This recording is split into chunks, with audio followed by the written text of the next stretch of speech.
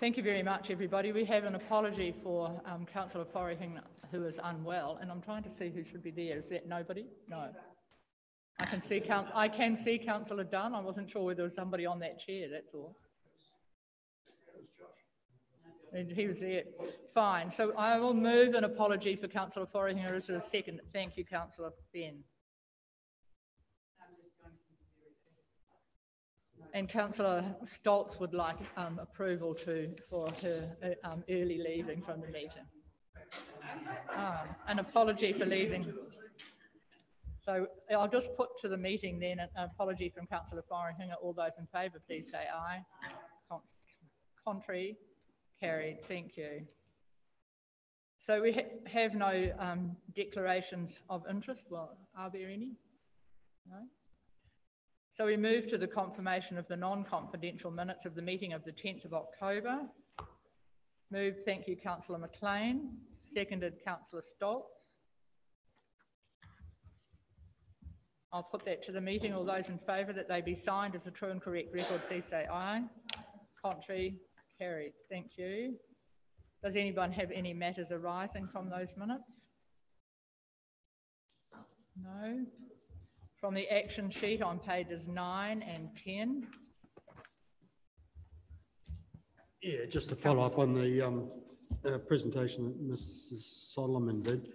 Thanks, Nick, and staff. We did go up there and sort of, I think the initiative did prompt a good pump that's in place now, and we are quite hopeful that that's going to do the job required. There will be some monitoring of just to make sure, but yeah, thanks for that. Thank you. So bringing it to the meeting actually generated some activity. Thank you. Councillor Cranston, Councillor. Certainly. Just very quickly. Certainly. Yeah, I attended the meeting a couple of weeks. Mr. McLean was appointed, if you recall, last time as the representative on the TV committee. It was an interesting meeting, all the different factions that turned up to the meeting, and it was really nice to meet new people. Good to hear that there's, in our area, there's no M. bovis or TB incidents reported, which is really good. But one concern was, and it was sort of a wee bit off the beaten track a wee bit, it was about our dogs up the East Coast who are not getting their correct vaccinations, and that's a worry. However, it's been picked up by the Pig Hunting Club. If these people want to enter competitions, they've got to supply a vaccination certificate to say that the dogs have been vaccinated. So I thought that was interesting, but yeah, good committee. They discussed a lot of things pertinent to our area, and it was good that we've got a clean bill of health. So thank you. All right. Thanks very much. We move then to the governance work plan, which is there for your information, and we've all looked at that. I don't think there's anything out of that, unless Mr. Zaman has anything he wants to change. Nothing. Thank you. We move to, there have been no requests for leave of absence, nor acknowledgement and tributes, public input and petitions, nor extraordinary business, nor notice of motion, nor adjourned business. So we move to item 10, the report 10.1 on the gambling policy review, which is at pages 14 to 28. Thank you very much. We welcome Ms. Noble to the meeting. Thank you. Thank you. Kia ora tātou. So you will have hopefully read the report here. This is an initial review of really the state of gambling in Tairāwhiti at the current time and how our current policy is working, which has been in place for 3 years now. You'll see that we haven't at this stage made firm recommendations on whether and what changes we think should be made to the gambling policy. Instead, we've suggested that a workshop be held early next year with councillors to discuss some of the issues that the review has raised, and also the feedback that we received from stakeholders. You'll note that there's a real diversity of opinion as to whether we should become far more strict in terms of our gambling policy, or whether there's actually some scope to relax the existing gambling policy.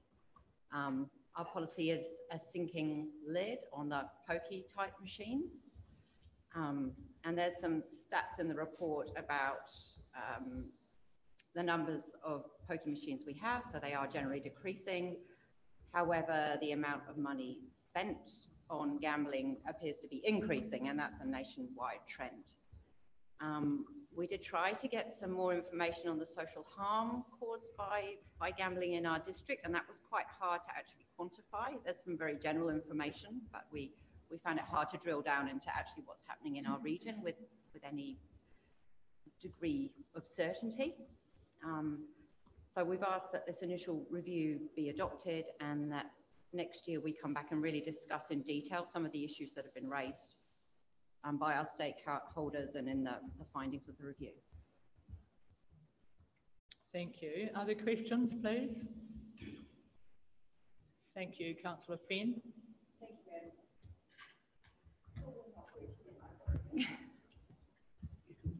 Hello, Brady. Thank you, Madam Chair. Just in terms of, I just have a question around the social issues and identifying, drilling down into it. Where did you actually go for this information? Which agencies? So just, I'll wait till we... Just leave it from one. That'll be fine. I'm sure Councillor Fenn and Councillor McLean are happy to share. Yeah, we're only little. Right into sharing. So we went to the Ministry of Health. You'll see that we no longer have a funded problem gambling service within the district. So we couldn't go to that service that you would expect to exist to gather the information, for example, on how many people are coming through their doors. There was some older information, but nothing up to date. We talked to the Problem Gambling Foundation, District Health Board, but still kind of no firm figures. Right, okay. Supplementary to Councillor Fenn's question, are we to assume, though, that you did speak to the agencies that appear on pages 22? Have different page numbers. Yes, so we spoke to a wide range of Some stakeholders, some of which I think have come to listen today, and they provided written feedback. I don't know if we actually got to meet with Kapai Kaiti individually, no. But they did provide some extensive written feedback and also came and presented to, I think it was Future Tairāwhiti. Yes, at the last meeting. Councillor Forrihinger just asked me to mention, and I hear that most feedback will be sought for the meeting, which hopefully will be early in the new year. But he has some support for the ability, and this is on page 16, item 5, to not relocate. Now, in our first tranche of the policy, we didn't allow relocation. And then subsequently, when we reviewed it last time, relocation was allowed on a call to enable buildings to be upgraded was the sort of excuse. I realise we don't need to determine that now, but I'm just flagging that one or two councillors are of the view that relocation should be seriously reconsidered. Thank you, Chair. Yes, and there are issues as to whether you allow or don't allow relocation, because relocation does let maybe a venue that's in an inappropriate place move to somewhere that maybe is more appropriate. Except that all of ours are in the CBD now anyway, bar one. So that aspect, which is important for bigger cities and outside of Gisborne, isn't so applicable to Gisborne. It's more about the state of the building that they're in and whether the building needs renovation. Thank you very much for that. Are there any other questions with respect to this paper? Thank you, Councillor Fenn. Thank you. Just in terms of the workshops, sorry, when were we looking at that? In the new year, early in the new year? Early in the new year, yes. I believe we have said, I believe there's a meeting, I have to look at the meeting schedule, but probably mid-February. And is that just councillors? Yes. That was the intention, yes. At that stage. Yeah, because I do appreciate this is a wider issue and we need to be quite strategic on what we did, because it's not just about gambling, it's about after that. You know, after this, what do we do? How do we support that, or if we need to? Except, Councillor Fenn, we need to be clear, all that can be changed will be the gambling policy, and the role for the after that will be another piece of work or someone else's work. Yes, I understand that, but it's good to be able to actually look at that as a whole.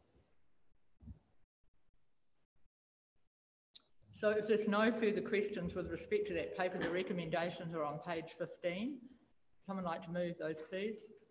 Thank you, councillor Stoltz. Thank you, councillor Fenn. So moved, councillor Stoltz, seconded, councillor Fenn. The recommendations on the top of page 15. Note the report, recommend to council the policy review. Is it intended that it be the workshop at EP&R, or would it be with the whole of council at a future Tairāwhiti Future meeting? Tairāwhiti, I think, would be a Right. more appropriate. Which would enable all of council to participate. Thank you, that makes that clear. I'll put that to the meeting. All those in favour, please say aye. Aye. Contrary carried. Thank you very much. Thank you. So move to page 29, the proposed amendment to the alcohol control bylaw for Tukumara Bay, which you will recall we've had a petition and we will be going out to talk to that community. Recommendations are on page 29.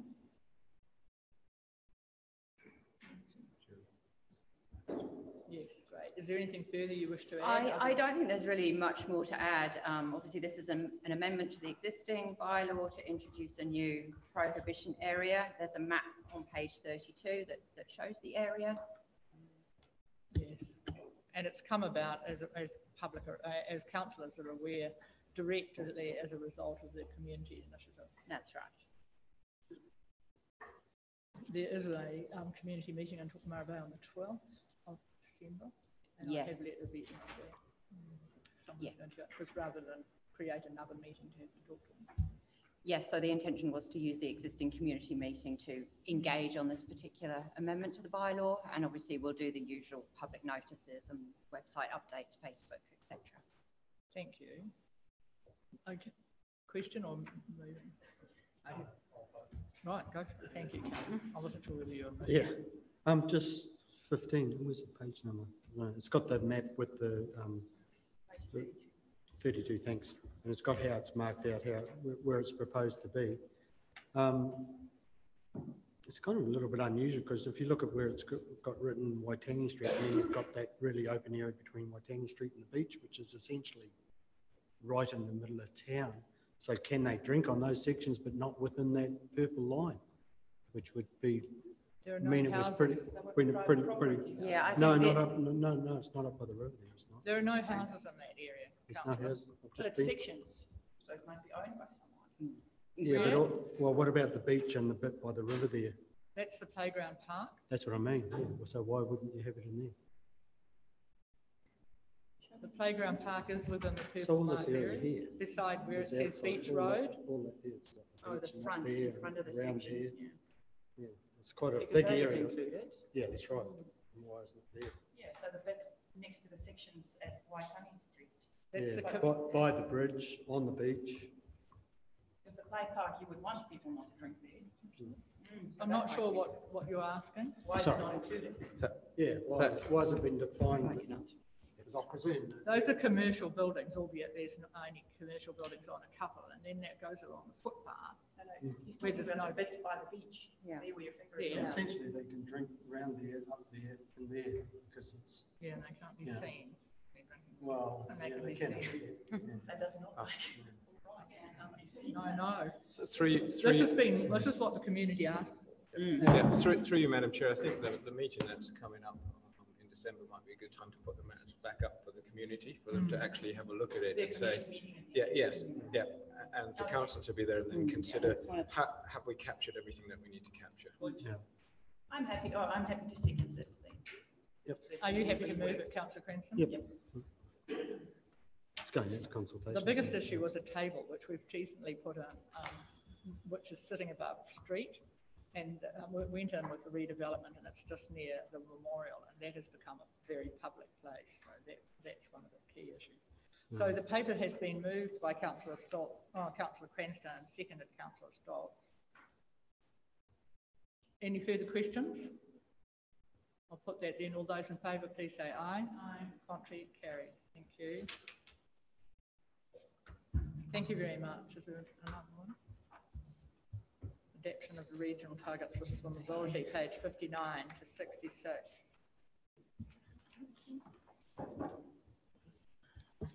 Whose paper is that? Mr. Slipsky's. Thank you. Swimmability. Page 59 to 66, and that's an update on the timeframes, etc., around the adoption of swimmable targets. Thank you very much. Speak to the paper, but we take it that everyone has read it. Thank you, Madam Chair. Probably just a bit of a scene setting. You may recall that we brought a report to the table in March to recommend some draft targets for Council to adopt. Council subsequently adopted on April 5. What we're required to do now is to provide some final targets and ultimately to contribute to government's 2040 target for 90% of all rivers across the country to be swimmable. We're tabling some targets for both the interim 2030 target as well as the 2040 target, 90% at this committee, and ideally we'd like to see that adopted by Council. There have been limitations in terms of what we're able to achieve in terms of modelling for the final targets. So we have struck a conservative approach to this, and we have aimed for a 90% minimum.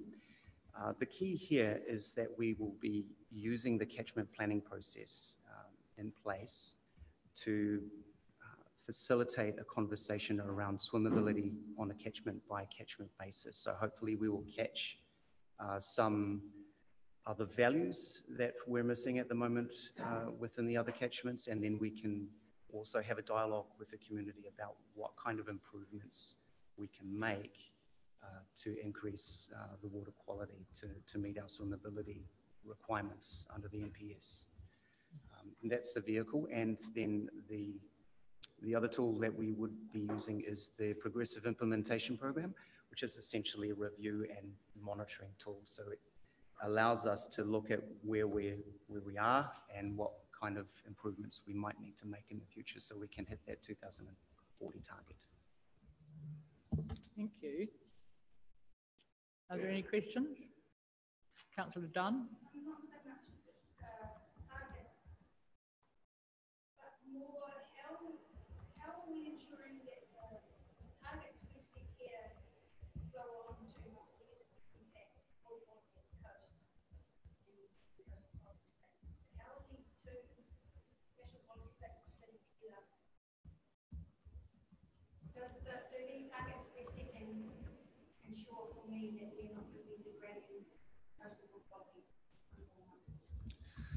Through the chair, that's something we will need to continually keep an eye on. It's not something that we have a complete 100% handle on. So as we progress through the rest of our obligations through the NPS, our monitoring requirements are going to be absolutely critical to make sure that we have full integration across those policies precisely. Yeah, because it's NPS has got all the quality requirements as well. So yeah, this just a reminder to keep that. You know, what absolutely. We do with our rivers, especially up at our coast. Thank you. Any further questions? No? Thank you. Then the recommendation, one page back, 59. The recommendations appear at the top of page 60. Is someone prepared to move those? Thank you, Councillor Fenn. Seconded, Councillor McLean. All those in favour, please say aye. Contrary carried. Thank you very much.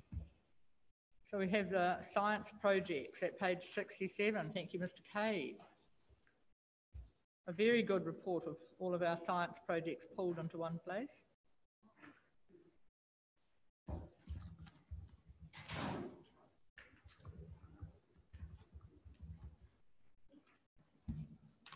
Thank you. Anything specific you want to draw people's attention to, or anything new since the report was written? Thank you, Madam Chair. There's nothing specific I want to actually draw attention to. I understand there may be some questions which I'll come to. One additional piece of work that's actually we're working on now is we've received funding to do flood hazard mapping for Gisborne City. We're finally negotiating the whys and wherefores and who will do the work at the moment before that finally gets signed off, and that's externally funded. It was one of the priority pieces of work in the natural hazard space I saw that we needed to do when I arrived in Gisborne. Our current flood hazard mapping is based on Cyclone Bowler. Cyclone Bowler was not specifically the Poverty Bay flood event, it was focused up in the Uawa, and so we need to assess the risk from an event that does occur here. And so that work will progress in the new year. Thank you. Yeah. Other questions to the report? I had a couple, and I thought the issue about the improving water quality by the use of the dung beetle. So I did ask Mr. Zaman where those who were interested can get more information about that, or potentially even the beetles, because I see we're going to use them in trials. That's correct. We've already had one farmer implement using dung beetles, which is at Mangapoiki Station, and also part of the Wharekopai project. They're looking at using them there. At the moment, we're a wee bit in between. The report itself is available on the Envirolink website, which is envirolink.gov.nz. That is a large bucket type website, so it's extremely hard to find. We're putting all of our Envirolink reports up on our own website, but our website is being redeveloped. And so finding a decent parameter to do that is a wee bit hard. In the meantime, Dr. Sean Fogel of Dung Beetle Innovation is the primary contact, or myself. Perhaps we can talk to Mr. Jones and we can have a story about it at some point. Indeed, that'd be a good idea. These things are quite cool if you actually see them in the flesh, so to speak. So it would be a nice story. I'm sure Mr. Jones would love to see one in the flesh, wouldn't you, Mr. Jones? Thanks. Thank you. And you had another question? Yeah, I Madam do. Chair? Just looking for my marked page. Thank you. Who got that question? The other one? I don't think it was in this paper. Was it? Okay, I did have something else. Oh, here we go. On item 24, I was really interested to know around the Queen's Birthday storm, and it might be that we will wait for that answer, but consequently this will be an ongoing problem unless acted on. So my question to myself as I read this paper is what next? There's a whole suite of options we're looking at, and there's a background I think I found it. in the Uawa catchment in areas that are vulnerable. Probably now at the last count we've got around about 500,000 cubic metres of material, which could come down in a 1 in 2 years type storm, not a big storm. And we do know that some of the forestry companies are looking at options for removing some of that, but don't know the timeframes. We have got some additional work being undertaken using post-event satellite imagery to fine-tune exactly where all this material is, so that we can try to mitigate the risk. But it's what you call a wicked problem. Fundamentally. Some of the material on the beaches now is material that was mobilised during ex-Cyclone Cook last year. And we can establish that by when we did our walking up some of the catchments where we had GPS'd in logs from last year. They're no longer there, so they've moved through the system. We did think about tracking some of those last year, but we decided it was too difficult to do. So that's an ongoing piece of work where we need to further develop how we deal with it. Thank you. From this morning's meeting, and it seems in the community development meeting, and this is we don't want the answer, but an appropriate time to bring it up, was a issue of potential rumour or otherwise of a very large, and I was going to say nest. What was the word technically used, Councillor Cranston? Do you remember?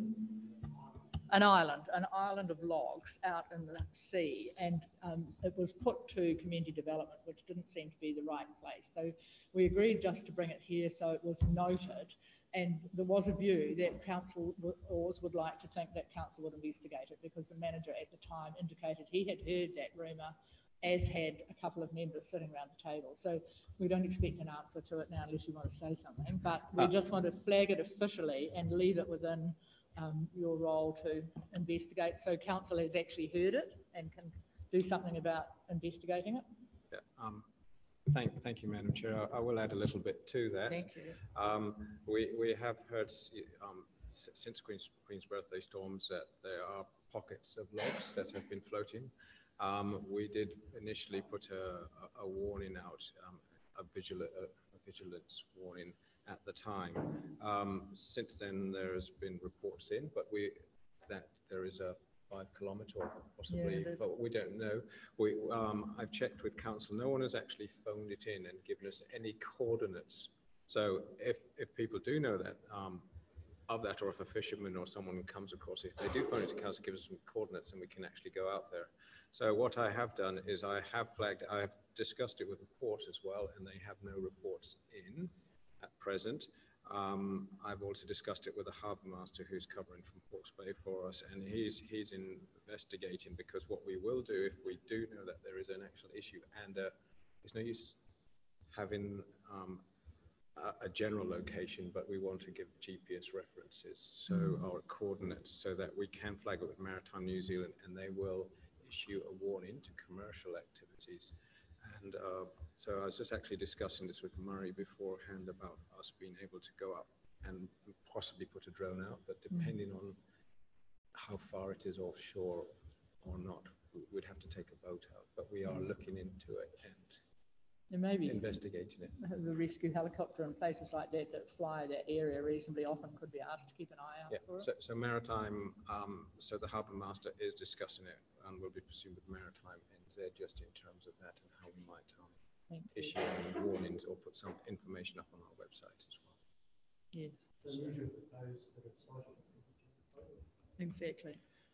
And that's what council would encourage us, if anyone actually does that, because 5 kilometre claims that 5 kilometres is rather large. It's rather large. We do expect pockets to keep coming up, because we know that from previous storms and things that they do actually resuspend, and there are pockets and rafts sitting off the coast. So thanks. Sorry, you had something else, Michael. Yeah, the future of the Mangapoiki landslide dam, is the landslide sufficient to hold that dam? So is it likely to be a permanent dam, or what is going to be the future? And does the overflow go into the existing riverbed, or is it a new course?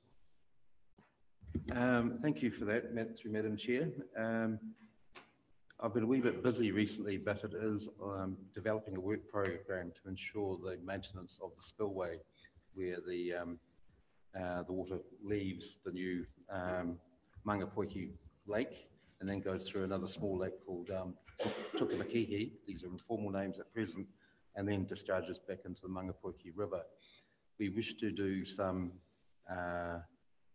protection work on the spillway to ensure that we don't have erosion if we do have another event like we had in June, which obviously was quite dramatic and caused a lot of flooding in that area. So those options are being considered, but we do also need to ensure that we consult widely with the stakeholders, including the landowners either side of the lake and the people downstream as well. So those are the next steps. We've come up with a bit of a draft plan for armouring the spillway, but we now need to do an assessment of what it would cost to actually give effect to that. Plus, we're in discussions with Hawke's Bay with respect to putting in protection planting on the landslide debris. Can you just confirm that this was not caused by the June 4th event? It happened sometime before that, didn't it? The event happened on the sometime between the 25th and 26th of February. Yes, just to make it clear. Yeah. And we have not found any correlation with any either high rainfall event or either seismic shaking. So it just happens to be that seemed to be the time that the hill decided to give up and generate a new lake. Thank you very much. Any further questions? Not Mr. McLean? Thanks, Madam Chair. My theory of what I've just heard, especially about the log build-up up the coast, is forewarned, be warned. If something majorly happens, and we now know about it, where do we stand under health and safety? Thank you, Councillor McLean. Through Madam Chair, I was just going to say that after the meeting, what we will do is actually put something up, and if the Gisborne Herald wishes to run something in terms of proactiveness, that should anyone actually do, if they do come across it, that they actually report into council and give us some coordinates that we can actually pinpoint this and put a warning out to that. So we will look at putting something out, either out on Facebook or tweet or something up on our website, just to say that we have heard reports of floating log debris out at sea. Yeah, well, it'll be through, it will be through the harbour master, but through us, and for people to phone it into council and give us this information, because it'd be quite easy for a boatie or a fisherman to actually take a photo, just give us the coordinates, or even phone it. Yeah. So Further questions on that report? Thank you. Sorry. Thank you, Councillor Dunn. Seconded, Councillor McLean. Thank you. Mr. Zaman just going to say. Just through you, Madam Chair, I just wanted to add to say that, as you said earlier, we do have quite a big science program in terms of work going on. As you will note, it is very much reliant on a lot of funding and collaboration through, other groups and with central government and other departments. Just flagging that is the way the program's set up, we do have to seek quite a lot of money for this, and a lot of these are important because a lot of the work that's done will actually implement what we're doing, possibly through our freshwater management. The FMU is a freshwater management plan, and what we have doing, but it does put council in a precarious situation sometimes if government departments decide to change tack or not put as much funding towards it. So it's something that I think this committee in particular might want to consider how the model in terms of how we're actually funding a lot of the work that we're doing. The council has relied on science fund grants for years, and all through the development of the water plan, the council relied on external funding grants to do particular pieces of work. Just a general comment in that we are very reliant on that for our work programs, and we do have quite a lot of statutory deadlines coming up in the next decade or so under the freshwater plan. Thank you. Thank you, Mr. Cave. Would someone like to, did we get a mover and seconder? Councillor Dunn and Councillor McLean. Thank you.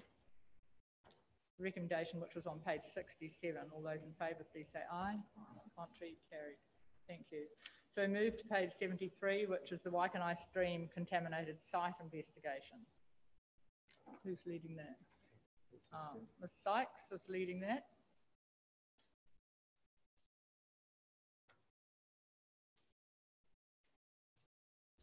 Thank you very much. A comprehensive report. Other questions to Ms. Sykes? Councillor Cranston?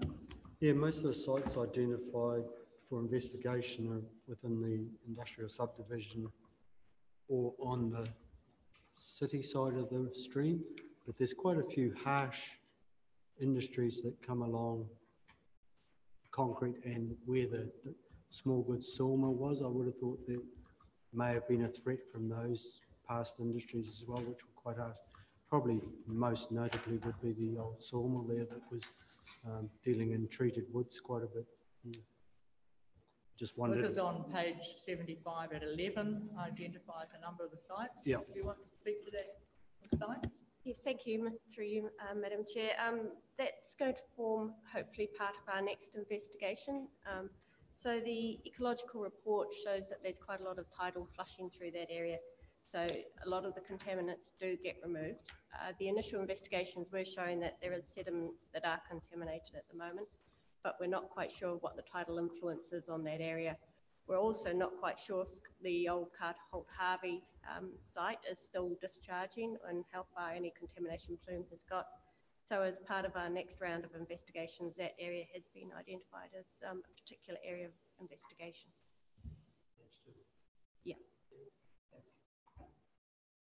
Councillor Dunn? Just in terms of the question on the tidal flushing, I think we may have done a bit of work. I just can't remember off the top of my head, sorry. We did look at some sort of tidal flushing modelling as part of the wastewater, because we were looking at possibly using it as a discharge site. So that might be worthwhile having a look at the modelling work we did there to see if it might have some of the information you might need. Okay, thank you very much. Yeah. Flushing, thanks. Any further questions? Reading about these sites just made me think about Pokahu, which we're still doing some work on, and I just wondered, is there something that ties with this, or this report is only about new sites or new piece of work? But I wonder, even if it's not relevant now, maybe it's time we had another report on Pokahu, because there is some work to be done, isn't there, and some discussion. Is it? Oh, I haven't read tomorrow yet. Okay, thank you. So it'll answer all my questions then, will it, Councillor Stoltz? Great. Any further questions with respect to this report? Someone move then the recommendation. I just wondered, as I look back to my recommendation, my notes, should we have some time frames about when they're going to happen? I think, Madam Chair, it depends on the outcome of the application to the Contaminated Sites Remediation Fund. So we hope to have that through in the early new year. Great.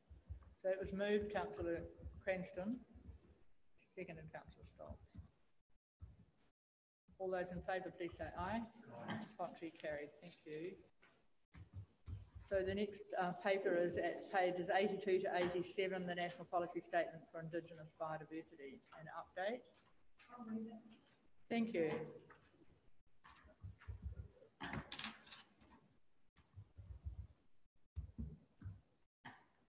Good afternoon. Is there something you'd like to add to it? No, I think I'll just take the paper as read. I guess it's just to update you that this is obviously a big area of work for the new government, and we can expect more to come from it next year.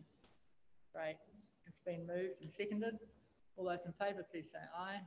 Contrary carried. Thank you. Thank you very much. Page 88, the Regional Pest Management Plan, Operational Plan. Our favourite fanworm is mentioned. Thank you, Mr. Karahiana.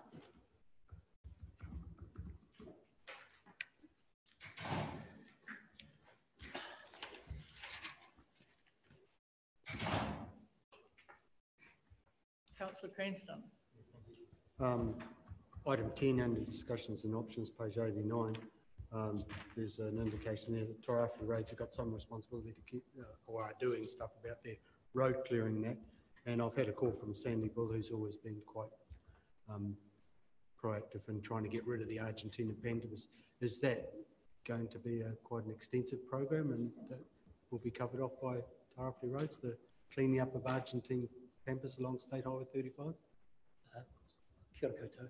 Through Madam Chair, it is an ongoing piece of work with Tairawhiti Roads. Certainly Pampas is one of those ones. Through some of the public concern about it, we've identified in our memorandum of understanding with Tairawhiti Roads as a priority particular weed. But certainly it's just a start. There's follow-up maintenance to be done on what they've done already. So it all comes back to the level of funding they've got to put towards their spray plan each year.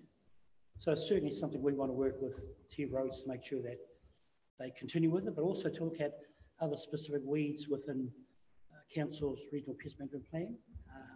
And it's not only the total focus on the state highways, it's also the other internal roads as well. So I think the purpose of Mr. Bull's call was that he'd identified that they were putting in extra funding into it, and we just wanted to know that we're aware that there was more for that process of clearing that road, getting on top of it. I went to the, not the last regional land transport, but the one before, where it was a topic of conversation, and they said that was their first effort. But I would like to support what Sandy says. There's some random plants, even right down by Wainui, that have been missed, and then others on parts of the coast road. There's a whole lot on the Tolaga Gorge. But NZTA themselves, in answering that, said that was their first blush. But we do need to keep an eye on it, because otherwise they'll negate the value of getting rid of any of them if they let the plants that are left there seed. Yes. Did you have other issues? Do others have any items on the pest management plan?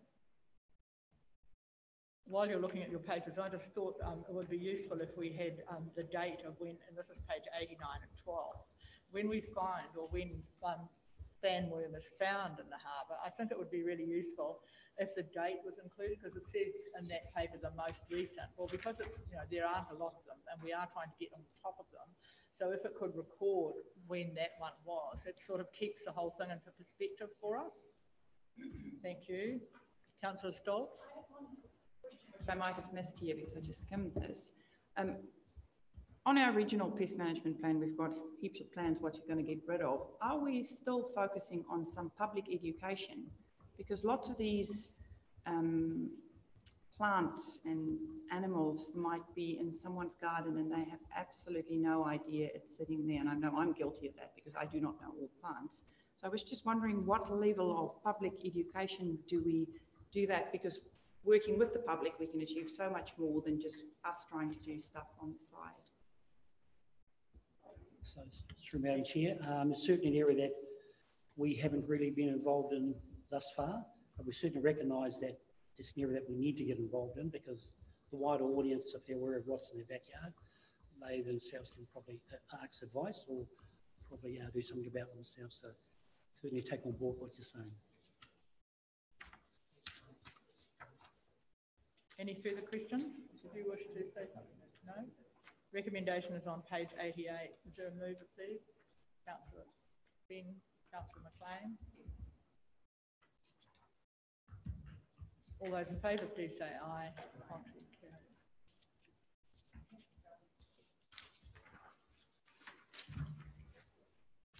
So we move to pages 98 to 101, the Lawa update. Thank you. Mr. Hancock is going to lead that. Thank you very much. This is a great initiative of the regional and unitary authorities, those who started this out. Good afternoon. Thank you. Are you putting it up for us? Yeah, I just thought I'd give you some visuals. If you could flick to the next one, please. Oh, do I? Thank you. Okay, through you, Madam Chair. The Lawa website, if you're not aware, is a regional sector collaboration. Tell them what it is. Sorry, the Lawa stands for Land, Air, Water, Aotearoa, and it's a regional sector collaboration. These are the core modules that we cover on Lawa currently. There are lots of plans in the works to extend the breadth of information on here. Some interesting ones to note, the ecology data is, we've got 3 years worth of data. We're currently collecting our 4th year this year, really valuable information. Other councils are coming up to about year 14, really useful data sets for long-term trending in rivers. The coastal reef waters data sets are getting bigger, and they're expanding after an issue that we found a number of years ago, where a lot of our old historic water quality data from our beaches was found to be faulty due to a bad lab test. So we're expanding our suite of tests, our data history on these rec water sites. And we've got extended freshwater bathing programs coming up this summer due to new NPS FM requirements for freshwater bathing monitoring. So the why are we contributing to Lawa? As I say, it was a regional sector collaboration, and it was agreed to through the CEs and the RMG group. It provides visibility of a lot of our data sets, which I think is really great, and is encouraging a across New Zealand perspective on water quality, and allowing us to compare apples with apples, ensuring continuity of data sets. It does take time and commitment for us to resource our contribution to this website. And yeah, I think I've covered enough there. How do we do it? There's some software in the background that allows us to harvest data out of our databases and into this LAWA website. The really great thing about it is that we host and own the data. So if there's any corrections or amendments or new data sets to be made, they feed through, most of them feed through automatically. I think that's kind of this new era of real-time information that we need now. Gone are the days where it used to be an Excel spreadsheet that was out of date the minute you generated it. It's all live and functioning in real time. And yeah, it's all displayed on the LAWA website. The setup of that has been mostly externally funded. We have funded 1 or 2 top-ups where there have been a couple of project overruns on LAWA to assist GDC's contribution to the bigger picture. Who is doing this work? There's a LAWA project team. The project team is resourced mostly from experts out of other councils that are probably a little well resourced than GDC are. So they are contributing a lot of time out of their own council budgets to enable this collaboration and make it happen. But the GDC are providing our contribution via the environmental monitoring and science teams. What are the benefits?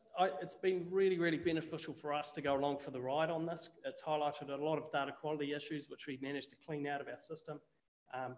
Tons and tons of data. I think on last count, we collect about 14 million data points per year.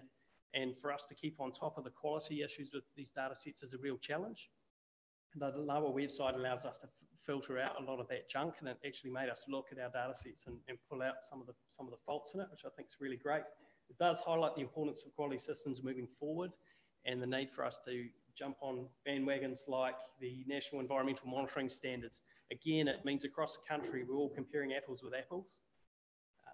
And I think the LAWA has also made us put our data sets out that will be looked at. So I think that's great from a public access and a greater community empowerment perspective.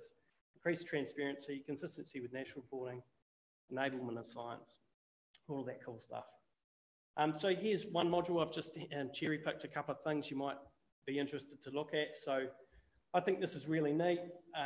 All around the country, all of this data is federated into one system, and all the stuff you're looking at there is live, so it's the latest information. And just as of Monday, we've had the gradings on LAWA have been redone. So the gradings of the long-term information, where they look at generally at the site, is it good, reasonable, or typically bad? You can't see that on this page, but as I say, the grading's just been redone. So all of this information's in one place, and they redo this grading from a national level, I guess, looking at everyone's data sets. So again, using consistent methods to provide those indexes. You'll note on this one here that our freshwater bathing sites, we have Weary Rockside, Weary Falls, and Doneraile Park, but that's the only freshwater bathing that we currently monitor to date. Now, our freshwater bathing programs, as I mentioned before, are expanding, and that's in response to the new NPSFM requirements. So what's the black spot? So the way it works is that if you've provided a result within the last 2 weeks, it'll colour based on the result grade. And if you haven't provided a result within the last 2 weeks, the colour grade shows up as grey. I compiled this presentation a couple of weeks ago, and at that time we had a bit of a fault with our website, which I've since fixed, which hence a couple of hours of grey, but we do have live data up the coast. If you look at it now, because we're at high frequency sampling throughout summer, you should see a colour there for the whole summer bathing period. So you mean a colour, not green? Is that what you're saying? So those green beaches up the coast would be monitored? Yes, they are. Yeah. So those green beaches, all around circles that sit on the coast. Yep. What do we take from that? That's bacteria testing for enterococci data. And you can see on the plot down below how it's colour graded. So if it's a low result, it's green. If it's a medium result, it's orange yellow. And if it's a high result, it's red. So this site here, Midway at Surf Club, for example, you can see the majority of the last results have been really good. There is one outlier there that's really high. Now, our sampling is, I say randomised, it's weekly sampling, but we don't go out in response to a rain event. So it's independent of whether, if we happen to go out sampling after a rain event, then you can hit high results. So that's the intention of a randomised program. And that means that your long-term grading is accurate. So we don't particularly target those events, but they can be rain related. Here's another one which has been of concern to us, and it's certainly having these lower statistics redone. It's making us look very closely at this catchment. Taruheru's a bit of a sad state of affairs. It's basically bad on all fronts and getting worse for a whole number of parameters. So concerning, something we need to be looking at. You'll see from those parameters I pulled out there, they're in the lowest 25% of like sites in New Zealand. So not looking good. There's some interesting trends going on. The top plot there goes back to 1994. And you can see a gradual increase in the total phosphorus over time. And that plot down below is some high frequency sampling we did for a information gathering exercise in that catchment.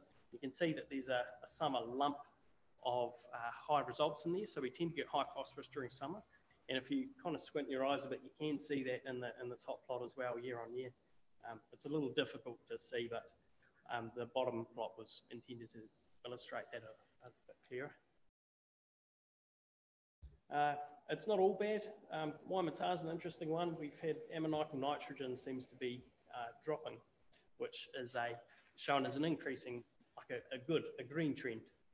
It's currently in the A band NOF state, and yeah, it's not all bad. Some sites are trending up. So in summary, as I mentioned, there's a lot more transparency about data sets. Make a look at our data sets. It is a portal of information for data that we're not displaying on our GDC website. Now in saying that, it doesn't display absolutely everything we capture. It's just displaying those things which are consistent nationally that we want to be comparing across the country. And yeah, it has implications for river performance, but particularly where they're actually measuring against these NOF attribute scores. There's a really interesting kind of future focus in this sort of stuff. There's lots of discussions going on behind the scenes about Lawa's been a really great model for bringing information together in a live kind of real-time fashion. And it's allowed us to compare and apply standards. And I think standards data quality is something that's really going to be scrutinised in the future. For us to be forward focused, there's a lot of upcoming trends around IoT, Internet of Technology, Internet of Things, with people putting cheap sensors out in the stream, which they can buy for their little community groups or whatever. And I think what's really going to differentiate council data sets from big data and web-based data and all this public information is our quality standards.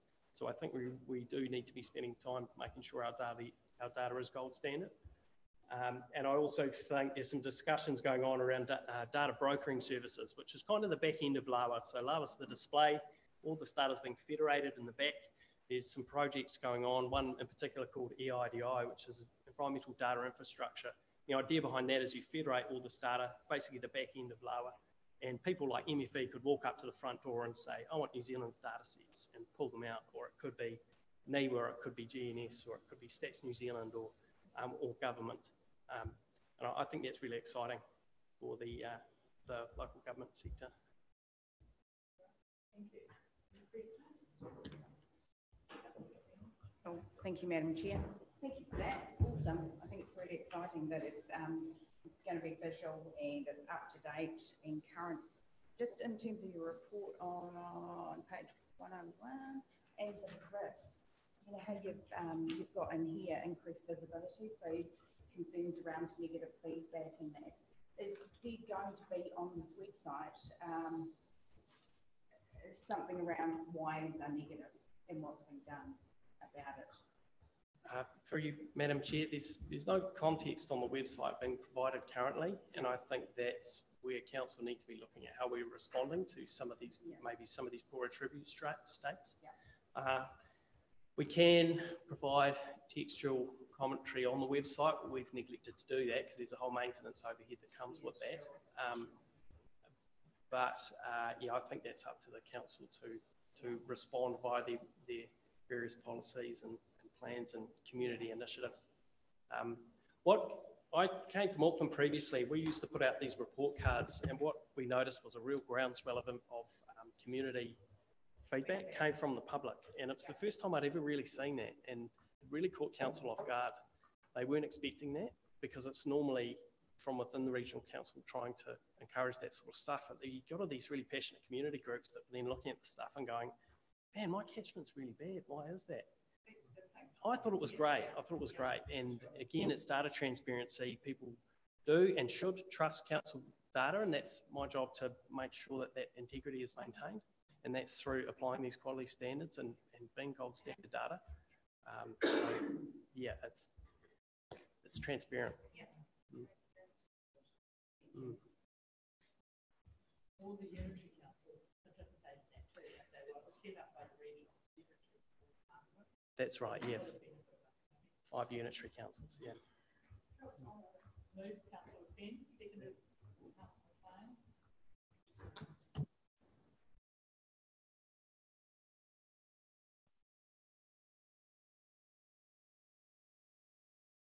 I'll put it to the meeting. All those in favour, please say aye. Contrary, carried. Thank you.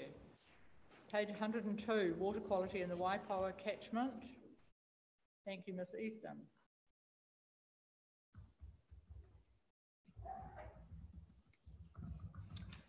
Thank you, Madam Chair. Just my apologies from Paul. He's had to go to a doctor's appointment, so he would like to have been presenting this paper, I'm sure. So I'll try and do it justice. So really just, I haven't got a presentation, but just to maybe highlight a few key points. Obviously, water quality is kind of one of the two main things that we're managing in relation to the freshwater plan and in the Waipawa catchment plan. So this is really just an update for you on what work has been underway since we notified our freshwater plan 3 years ago. And I guess just in summary, while water quality obviously touches a lot of things, some major focuses since the plan came into place have been very much around developing farm environment plans and stormwater plan guidance, working with, we have some compliance deadlines for both stormwater plans and farm environment plans, so we want to make sure that our affected landowners and businesses are on track to do that. So that's been a big piece of work still ongoing. The non-regulatory projects, which I think have been reported quite a lot to the committee, but just that particularly, I guess, focus on the Wharekaupai. You heard earlier the Waikanai stream contaminated land, which partly came out of the freshwater plan. And then, of course, we have had a project in the freshwater plan which hasn't progressed very far, but what we know needs to around water quality in the Tarahiru River.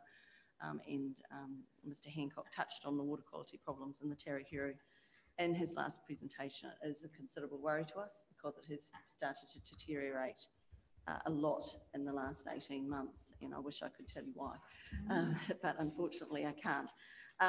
So we have got a project there. We've been doing a lot of intensive monitoring and working with landowners. Had our first workshop with landowners in the Tarahiru earlier this year, just to talk about how we need to take steps to improve water quality there. So far, we've only had quite a small number of discharge consents that have been up for renewal, and only a few new discharge consents. Point source discharges, as they're called, are not a big activity in our region, so we just have a few, 2 or 3 a year. But I guess that one of the things that we have found is that to meet our freshwater plan, it does require pretty much a step change in terms of how people are treating their water quality before discharge. That we may have in the past, and we did issue long consents, allowed people to discharge water that wouldn't meet current standards. So that's a message that we are trying to give out quite strongly to consent holders, that they can expect they're going to need to treat their water better than they have done in the past for discharge consent renewals. And that's primarily because most discharges are to the Waikanai stream or the Tarahiru River, and they are both not in good state. The other thing that I think we've talked a bit in the past, reported to you about, is winter cropping. This was a new thing that was added into the freshwater plan, a requirement around best practice for winter grazing, and we've run 3 years now an annual winter survey for compliance, and I have to say I'm really pleased to say that compliance is generally very good, and it's that's a testimony to our farming community. I think we've worked hard to get those messages out about what is appropriate behaviour, because it's not that we don't want people to winter crop, it's just about being careful around water. We've had a handful of landowners who have had to be reminded that there are rules and that they need to stick to them. And I guess that if we see bad compliance from those landowners next year, they can expect some enforcement action from us. So they've had that warning. And I guess just the other thing to highlight, I'm jumping around a bit, my apologies, in the Tarahura River, is we've been working with Dan Bloomer and the Landwise group who are doing a research project on how to address nitrogen levels in field tile drainage, and that's something that we're very excited about, given what we've been seeing in our recent water quality results. So sorry, that was a bit rambling. I wasn't prepared for this presentation, but hopefully some key highlights of the report for you. Are there questions with respect to the paper? Thank you. It just made me think about the duration of the consent for the wastewater treatment plant at Tikaraka. Has that got a long period of discharge consent? Yes, Madam Chair, that's a good question. We had talked about this during the freshwater plan, actually, that is obviously, it's quite a contentious discharge from a cultural perspective. Also, I have to say, it's actually a little bit contentious from a drinking water supply perspective as well, because we're discharging treated wastewater upstream of our water supply intake. And so we had signalled as part of our discussions with the utilities area on the freshwater plan that we would be looking at doing a review of that consent around 2023. So that has been factored into the infrastructure strategy, that expectation that that consent will be reviewed and that we will need to see an improvement in the treatment at Tikaraka. So that's certainly something we need to look at. Thank you. If there's no further questions, then I'll just ask someone to move the report on page 103. Moved Councillor Cranston, seconded Councillor Fenn. All those in favour, please say aye. Aye. Contrary carried. Thank you very much. Thank you, Ms. Easton. So we move to the Freedom and Summer Camping monitoring for the holiday season at page 110 to 121. Thank you, Madam Chair. I'll take this. Gary McKenzie isn't here to give the paper. This paper is somewhat to give Council some more assurances, because, as you know, this time of year we've. Yes, this paper is really to give Council some assurances that we will be much more proactive in terms of our monitoring of the Freedom and Summer camping season, and put in place a more proactive regime and ensuring that staff are available to deal with some of that. So I'll take the paper as read, but if staff have any questions in relation to the paper. Councillor McLean. Madam Chair, rather than a question, it's meant more a comment. That last week I attended a rural provincial meeting, and there was a very good presentation on freedom summer camping, and there's a lot of confusion around the word freedom, and they're trying to turn that back into another one of responsible camping. And there's a very good website out there called, what's it called? I'll think of that in a minute. That's Campermate, it's called. And they've got sensors in that around different freedom areas, and they're going around the country putting these sensors in so that campers coming into your region can go into this app and they'll pick up where the freedom camping is, where paid camping is, and everything else. And the monitoring starts from the 7th of December, and all councils will be forwarded reports monthly. And also on that report will be his and misses where toilets are or toilets aren't. I thought it's a very good app, and it certainly will help our district on what the visitors are looking for. It'll tell you where they're coming from, what direction. It'll tell you what type of vehicle they're in. You know, where it's a compliant vehicle or a non-compliant vehicle. So I see this as something you guys would get a lot of use out of.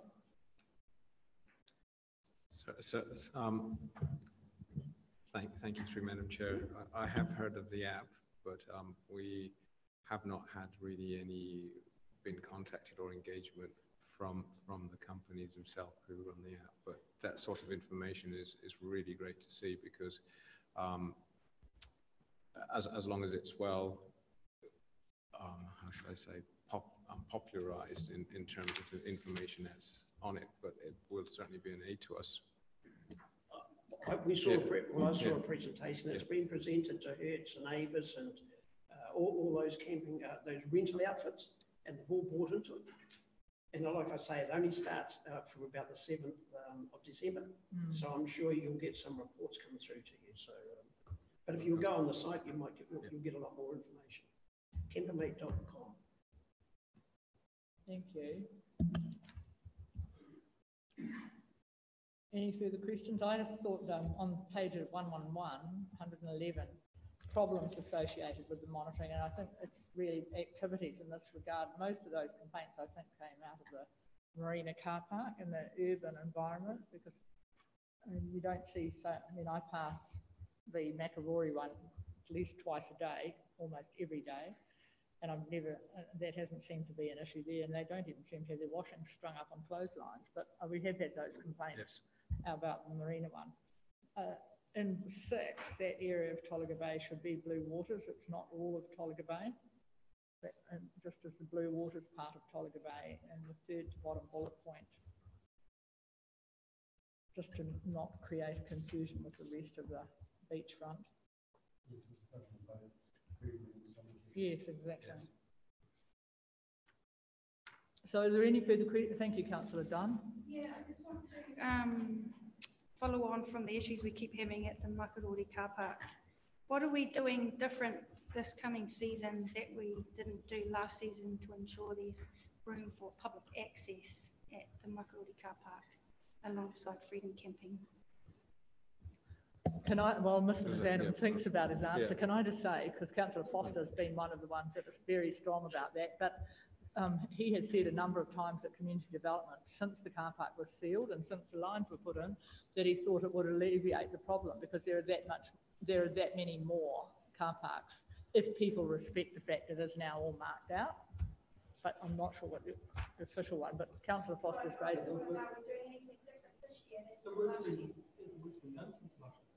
Exactly. No, the monitoring will be. So to answer, through you, Madam Chair, to answer Councillor Dunn, we will be having patrols up there. The work has been done. I recently actually went up there myself, and it's certainly a lot different from when they had the Nationals there last year, and still very popular. Lots of cars and vans actually up there as well, but they seem to be in the right areas from my own look last week when I actually went up there. But it's again something we'll have to watch, because it will get very, very, very busy as well. And we still do have the same problems existing about who's there for the early morning surf and who's in there as well. Yeah, so there will be increased patrols and actually monitoring and taking place to ensure that people aren't staying there longer as well. Thanks.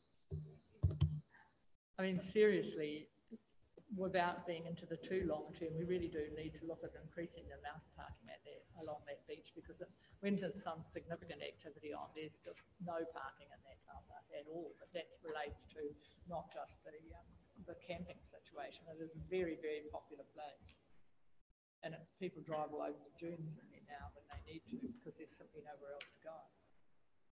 Just on that, the rubbish bin's absolutely in the wrong place there too. It's right at the very southern end, and it's actually off the park. So up the toilet end, there's no rubbish bin there. So either shift that one or put another one in that northern end would be more appropriate. Yeah. Person to get to who cleans the toilet.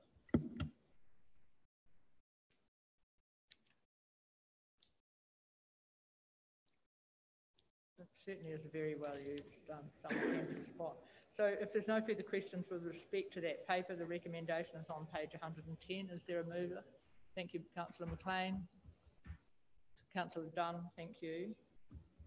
All those in favour, please say aye. Contrary, carried. Thank you. At page 122, the update on the Progressive Implementation Program. Thank you. 122, quite a substantial report.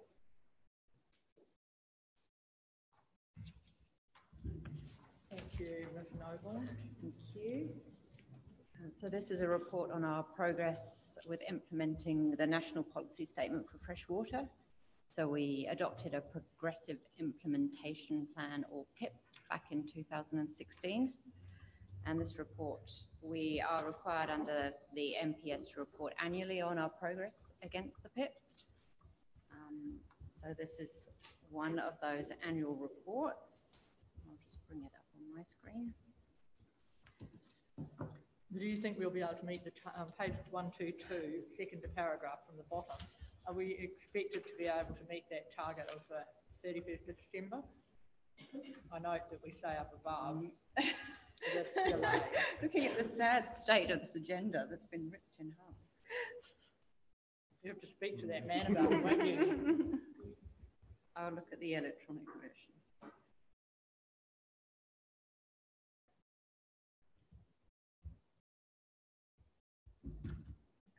It does say you plan to provide one, but you're at the, Oh, in the okay. first paragraph. Sorry, it says I'm with you now. it's Yes, so delayed there's a commencement report. before catchment plan. Yeah, there's a report going to council on the 13th of December suggesting a revised version of the PIP. So after doing this review of our progress, we have realised that we are missing some of our timeframes. We're falling behind in implementation, partly because though we made good initial progress on our proposed freshwater plan, Waipoua catchment plan, getting that through the full Schedule 1 Resource Management Act process has taken some time, and we are still trying to resolve appeals. So we have definitely slipped behind. And it really highlights the intricacy of undertaking this type of catchment planning work, and that we want to work collaboratively in collaboration with our communities in Tāngata Whenua, and that takes time and effort. And it's not something we can rush. So we will be coming back next month with a revised PIP, or Progressive Implementation Plan, just to give us a little bit more time and extending the timeframes out to 2030, which we are allowed to do if it's impractical to meet the 2025 deadline, and to ensure a good planning process. Thank you. So can we assume that it's the ones in red that are going to, which are a couple of pages over, that are likely to have changed? Yes. So we've, and we're also looking at combining some of the smaller catchments that are towards the end of the program, because we had created a lot of additional work for ourselves and our communities by breaking it down into lots of small catchments. Thank you. Good idea. You'd like to, certainly, Councillor Burdett, welcome. On page 126, down the bottom, develop Waipoua catchment plan behind schedule. What does that actually mean?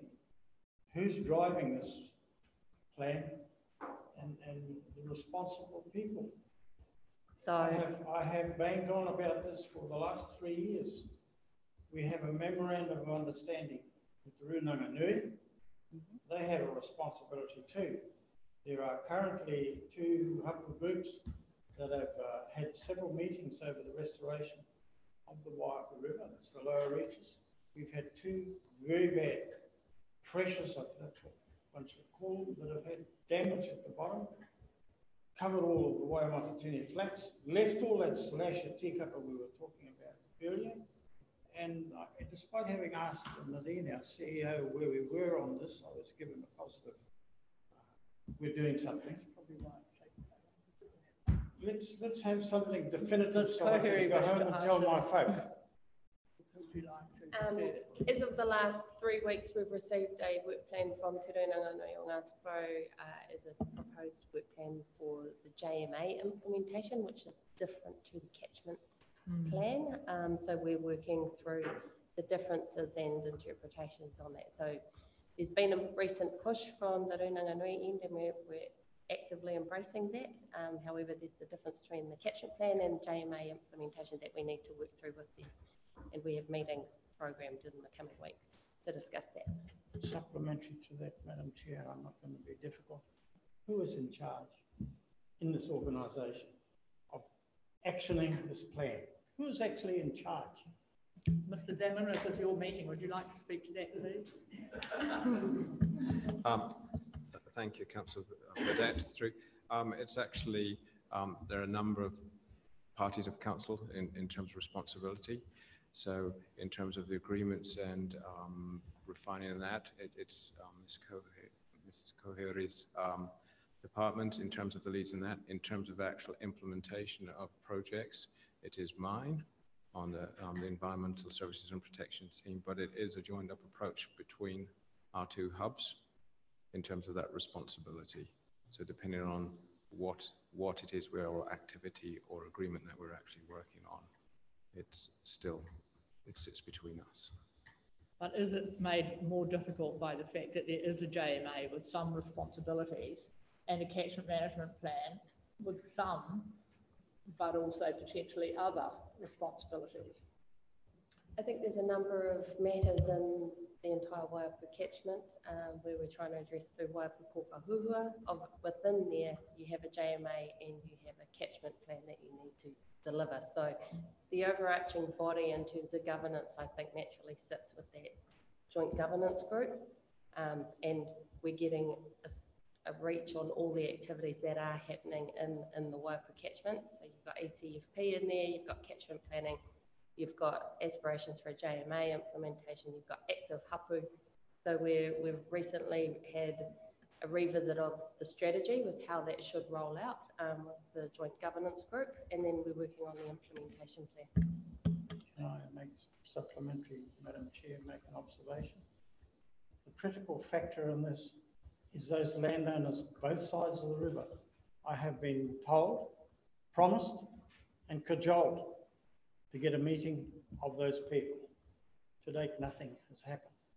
And I come back to this meeting again and say, well, hey, let's get cracking and do something, because I want to be able to get home and tell my people, or our people, what's happening. And I have to defend Councillor Burdett. I've heard that many times. I've heard you ask that many times for the landowners on either side of the river. Are we not putting enough resources into this exercise? We GDC. I wouldn't say we're not putting in enough resources. I think it's the capacity issue on the other side. And we're actively trying to support that capacity to have those me anyway, Madam Chair, on that subject.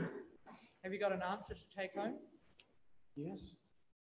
A bit vague, but I have an answer. That's what I was trying to sift it out. Any further questions with respect to that paper? Short of we'll get an update. Thank you, Councillor Dunn. Yeah, I'm referring to page 129. Generally, that graph is showing that we haven't really done that much and a lot that we haven't started. I don't take much hope from knowing that we're just going to review the PIP and just push dates out. And I just wanted to also mention that a lot of work has gone on in the Waimata catchment. It's going to fully support the catchment management plan, and hopefully knowing that all that works there might be able to make the development of that catchment plan a bit faster, and that there is a strong desire in that community to get that catchment management plan going. So I think while the momentum's in the community and a lot of work has been done, now is a really good time to really jump on that and make it happen. And that does say 2018 to 21. There's not much of 18 left. Council officer's got a response to Councillor Dunn's request. Request, I'm just saying I don't take any hope from knowing that we just shift dates out and just making a note that there's energy in the Waimata catchment. We should jump on it. Let's start. Yes. Okay. Can you just explain to me what we mean by developing a southern catchment plan and a northern catchment plan? So when we'd gone through and developed, the main catchments, there were some smaller areas that didn't form part of a main river catchment, and there were some to the south of the region, sort of towards the Hawke's Bay boundary, and then some up more towards the Bay of Plenty boundary in the north. They're a bit of a catch-all. It's a bit ambiguous, though, if the public is going to be included later on. They don't know whether there are rivers in it or out of it. Through you, Madam Chair, yes, I'd agree. Without a map, it would be very hard to tell where those catchments were.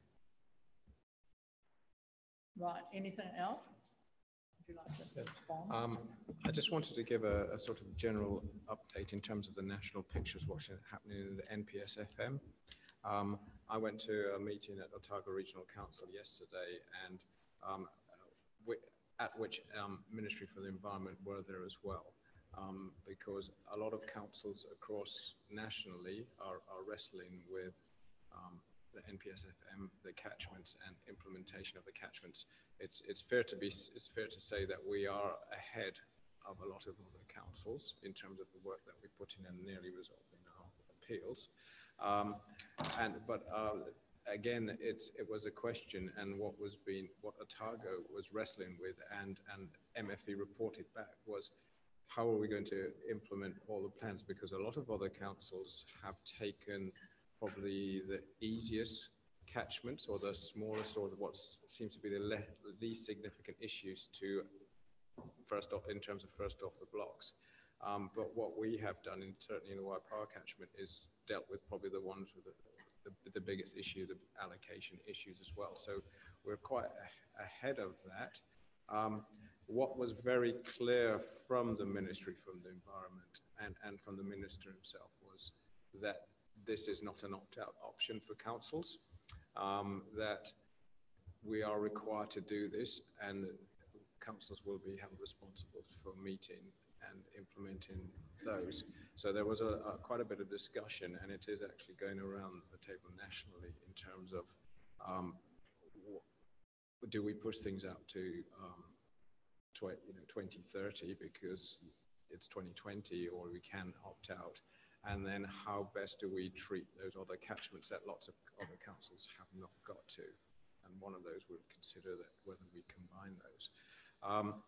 There was fair comment from the council and those councillors and those present that how do we actually meet this if the goalposts keep shifting from central government, because they're moving all the time, and in terms of the NPS review, and how are councils expected to meet those? The message was still that, but also that we're given guidance, but say it's told to implement it in terms of, well, it's really up to councils how they do it, but yet the ministries are holding us to expect us to hold us to this guidance. So, but it was very clear from the ministry to say that despite the changing goalposts, that should not significantly affect how we actually implemented the plans and got on with the business of doing that. We do expect some announcement early next year in terms of consideration of standards and national environmental standards that may or may not come in. So that's an area that Kate's team and Joe are really watching in terms of what that means for us. But that was just by some way to give you the national context of what's actually happening, because particularly around the questions of water allocation and water ownership and how those might impact on the NPS FM. It was held up. I actually presented how Gisborne went about it with the flag, and that was held up as quite a good methodology and approach. I'm pleased to report in terms of how we'd actually done and achieved it, and that we were quite different in terms of having that independent group, but with councillors, a really collaborative approach to doing it, and the reason that we'd actually got there in terms of our field, and that they were very surprised at how little we actually did, but I think that's a tribute to how we've actually approached a huge amount of effort went in, and I'd like to acknowledge Ms Easton and that her coming to the council and being involved in the water plan was a very significant achievement. I just thought I'd put that in terms of the national context, what was actually happening and what other councils are wrestling with as well. But there will be there will be some potential changes for us that hopefully will assist councils, and we expect those to hear from those suits from central government. But there is a requirement for us to meet those, and we might have to think of how we do this. There might be guidance coming out of how some of the processes might be curtailed or shortened. Government is certainly considering those. because it can be quite long-winded, and what we're left with at the moment, as you well know. But that's it. That's just an update from me in terms of some messages from the ministry from yesterday. Thank you. Are there any further questions with respect to this paper? If not, would someone please move the recommendation on page 123 to note the report? Thank you, Councillor Cranston. Moved, Councillor Cranston, seconded, Councillor Fenn. All those in favour, please say aye. Thank you very much, Noble. Contrary, carried. So we now are looking at Environmental Planning and Regulation Quarterly Activity Report in the new format. And just while I think about it, because it's in front of me, and Councillor Stoltz is gone, if you all want to make a comment, those at Community Development had their opportunity to comment this morning, but Ms. Conn has said that if members want to comment, they may ask her for another paper. Otherwise, there was only 2 of us who didn't officially fill in that questionnaire this morning. So we move to the report, which in context appears from page 134 onwards. Thank you. You would like to speak, Councillor? If I have your permission, yes. Go for it. Certainly. This is timely, and I'm back at this committee because I'm banging on about exactly the same thing. I had a ring from the co-chairman of the Te Aroha Progressive Association this morning, requesting that myself and one of the animal stock control officers or a senior officer accompany me up there to a meeting at 6 o'clock. Today? Next Monday. On Sunday, there was stock in the village on the estuary. There have been 2 serious car accidents there in the last 3 weeks with stock on the road. We've lost one of the after hours stock officers, who I remind everyone is on 20 hours a month, 5 hours a week. There's a credit in this account. So I was told we could address this. Anyway, because it's page 143 if you're trying to find the animal. Come back, I started on page 140. We go back to the actual sheet, you'll see exactly what I'm talking about there. This can't carry on because, excuse me, it's continuous. You know, and the lady that we lost used to take her son or her husband out on nighttime duties, so rounding up horses and rounding up cattle. It's not a safe job. No. It requires people. But I come back to the point I made earlier, and it's an operational thing, which I thought might have been fixed by now. Having people on 20 hours a month, when we have the funding there to do something about it, to me is absolutely ridiculous. This is 20 hours call, just to be clear for yeah, people. That's a month. Yes, I understand that, but some councillors are not as familiar with the issue as you and I are. So it's over and above their day job, isn't it? Mm. Thank you. Would you like to speak to Councillor Burdett's concerns? Because it is something that he's been raising continually. And have we lost one out of our stock control person off the coast? Yes. Thank you. Thank you, Councillor. I am aware of the issue. There is moves to fill that officer, and I believe there might have been actually recruited by now, or in the process of. Something that we've moved on very quickly, so I expect that there will be a replacement on that. You're right in terms of the money that's been provided, and we have been working very much with accounting to actually get you a comprehensive example. Well, we couldn't actually get it, well, as you know in the minutes, that we couldn't actually get it for you and in terms of that information, but we will be looking at how that money is actually spent, and that is part of the issue in that because previously it had been spent in areas that might not have been best put towards.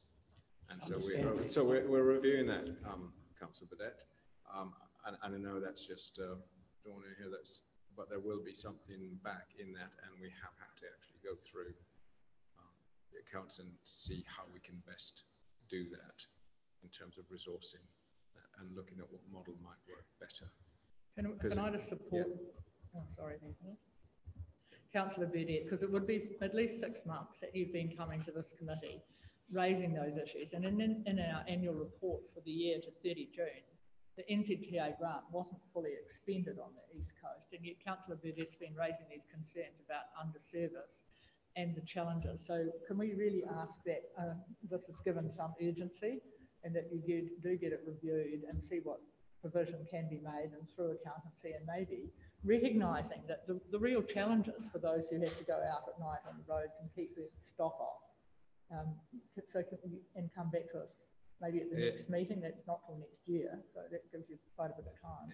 It is, and it was something that I was hoping to have finished and done for this meeting. There is a big health and safety issue for us, and how we actually address that as well. And it's actually getting the right people to do it. Absolutely. And resourcing for that is an issue up the coast. So, but we should yes. use that, all of that money that NZTA gave us to assist us in the health and safety issues. And maybe it isn't one person on their own, and that it is 2 people. There is work going on it, and part of that, but there will be a paper coming back. Well, how do we best actually use that wisely? Because there's both the animal control component and the stock control component, but there was also, how can we actually, what I was exploring, and we will put back to you in the paper, is, well, if we're trying to attract someone, can they add benefit to, because it's NZTA money, can they add benefit to inspections or other bits of work that would make it more attractive to actually boost the hours for someone rather than just being an on-call thing. So that's something that we have been looking at, because as you know, there's inspections and other bits that might potentially be able to pick up because it is NZTA money, and that's what we're actually looking at. Through you, Madam Chair, thank you very much for that. We did, not so very long ago, have a full-time livestock officer based in Te Aroha. And time people change, policies change, but we've been in trouble since then. And the hours, because I mean, 20 hours a month. And effectively, if someone, an out-of-hours service is, I make it 7 hours from 5 o'clock till midnight and another 4 from midnight till 8. So that's 11 hours per day. And stock don't care whether they walk out on the road at 9 o'clock at night or 1 o'clock in the morning, or do it every night. So I just think the 20 hours per month probably needs to be looked at too, if you don't mind. Thank you. Mr. Councillor McLean. Thank you, Madam Chair. Can I ask through you to Councillor Burdett, do you know who the stock belongs to? Not personally, it's in Te Aroha. So we do, I mean, I do have an idea, but it'd be unfair to. Is it the same person every time? On most occasions. So why can't we take some action against the owner of the stock to make them so they can't get on the roads? I mean, but some Council officers responsibility should be following that up, and I'm sure that will be part of Mr. Zammond's review. Because again, if there's an accident caused through this, it's major, isn't it? And he's given us a commitment to do something. That's right.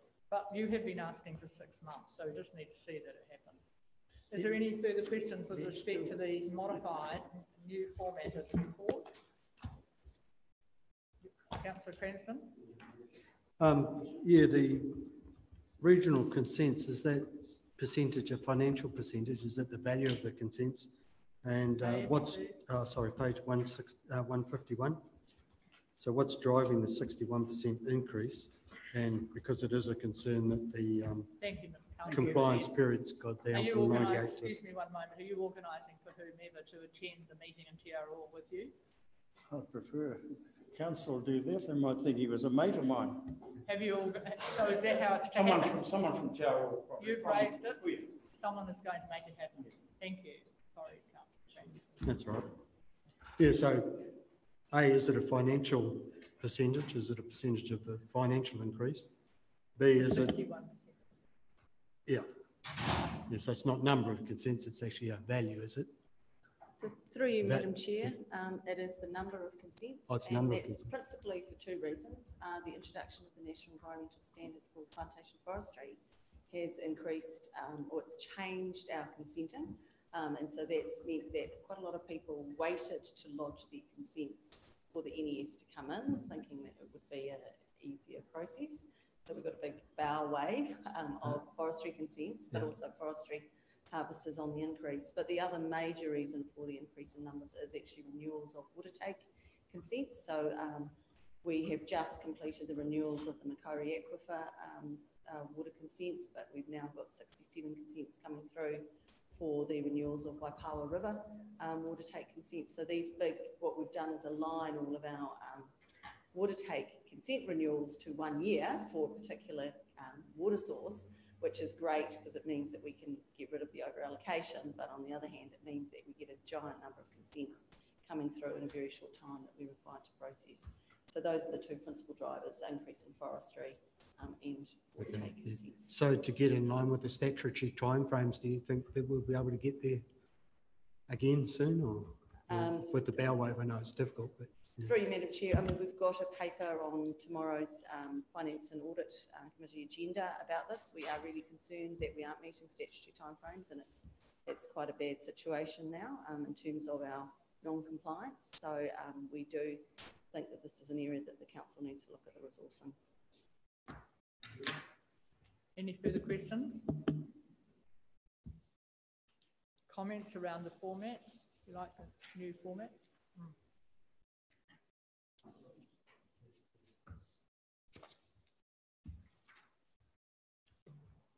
It's good to have the report. Is it going to be every quarter or every meeting with different? Through Madam Chair, it's intentional to be every quarter. I did want to acknowledge the amount of effort that staff have actually put into it. We're hoping that it provides a better and more targeted information towards councillors. So would appreciate the feedback. I believe you saw an earlier version. No, the ComDev. Half of the committee are on ComDev, so they got a form to fill in at ComDev. And those who haven't had one this morning have got one today. But as Heather said, if they want to fill another one out, they're welcome to pick up another form, but it hasn't been put out. Thank you. So is there a mover and seconder for the recommendation on page 133? Councillor McLean. Councillor Cranston. All those in favour, please say aye. Carried.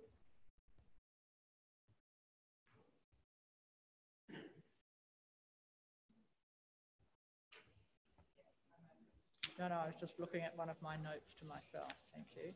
Moving right along, we are. So that concludes the open part of the meeting.